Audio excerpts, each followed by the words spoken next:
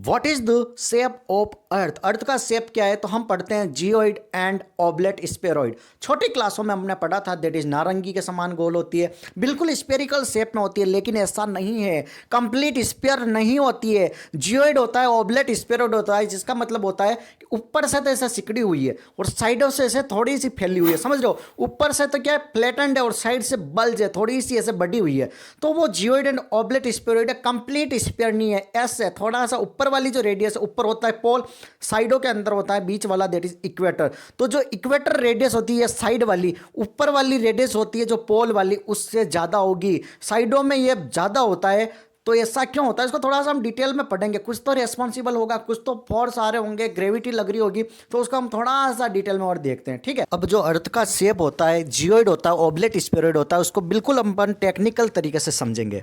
Diagram में आपको नजर आ रही है दैट इज स्फीयर, कंप्लीट ये स्फीयर है बिल्कुल। यहाँ से अगर मैं रेडियस ये नापता हूँ, ये R1, और यहाँ से ये नापता हूँ, ये R2, दोनों सेम है। कहीं पर भी मैं किसी भी पॉइंट पर जाके देखूं तो स्फीयर यहाँ पर क्या होगी, R जो रेडियस होगी सेम एट एवरी पॉइंट, सारे पॉइंट पर सेम होगी, दैट इज स्फीयर। यहाँ तक कोई फंडा क्लियर है? यहाँ तक कोई डाउट है? ओके। अब अपने अर्थ के केस में क्या होता है कि ऐसा स्फीयर शेप नहीं होता है, स्फीयर नहीं होता है, ये ऊपर से थोड़ी सी ऐसे फ्लैटेंड होती है, साइड में से ऐसे बल्ज होती है। कैसे समझो, ऊपर से तो ऐसे दबी होती है, साइड में ऐसे बढ़ती है। ये देखो ऊपर से ये क्या होगा कि जो अर्थ का शेप है वो ऐसे निकल के आता है, ऐसे, ध्यान से देखना, ऐसे ऐसे निकल के आ रहा है। ये अपनी अर्थ है, ये अर्थ का शेप है, समझ में आया? This one is shape of earth, this one is, जो डॉटेड वाला चल रहा है रेड वाला, that is the shape of अर्थ। अब यहाँ पर क्या हुआ, अब चीज़ें देखना, ध्यान से देखना। ये जो ऊपर की साइड में होता है पोल, यहाँ पर होगा दैट इज पोल, और यहाँ पर ये जो लाइन चल रही है दैट इज इक्वेटर लाइन, भूमध्य रेखा, ठीक है, ये इक्वेटर लाइन। यहाँ तक कोई डाउट है? तो ये अब मान लो ये सेंटर है, तो ये पोल पर है, तो ये रेडियस कौन सी हो गई, पोलार रेडियस, और ये वाली इक्वेटर रेडियस, तो इसको इक्वेटर मान लो। तो ये जो रेडियस हो गई, रेडियस ऑफ इक्वेटर और रेडियस ऑफ पोलार, दोनों को कंपैरिजन करते हैं तो radius of equator is greater than radius of polar. मतलब ये इस सर्कल से ये एरिया बाहर निकल गया, तो डेफिनेटली ये एक्स्ट्रा ये रेडियस बढ़ गई। और ये देखो इतनी पहले रेडियस थी, ये कम हो गई, इतनी रेडियस और कम हो गई, तो डेफिनेटली ये रेडियस बढ़ी, ये रेडियस कम हो गई। तो radius of equator is greater than radius of polar. What is reason behind that? तो देखो हमारी अर्थ है, अर्थ के पास क्या है, दैट इज एक मोमेंट है, रोटेट करती है। अर्थ क्या करती है, अर्थ के पास होता है रोटेशन, और जब रोटेशन होता है तो रोटेशन के कारण यहाँ पर सेंट्रीफ्यूगल फोर्स और सेंट्रीपिटल फोर्स भी एक पिक्चर में आते हैं, ठीक है। सेंट्रीपिटल फोर्स और सेंट्रीफ्यूगल फोर्स यहाँ का क्लियर है? अभी केंद्रक बल, अब केंद्रक बल हिंदी में बोलते हैं, ओके।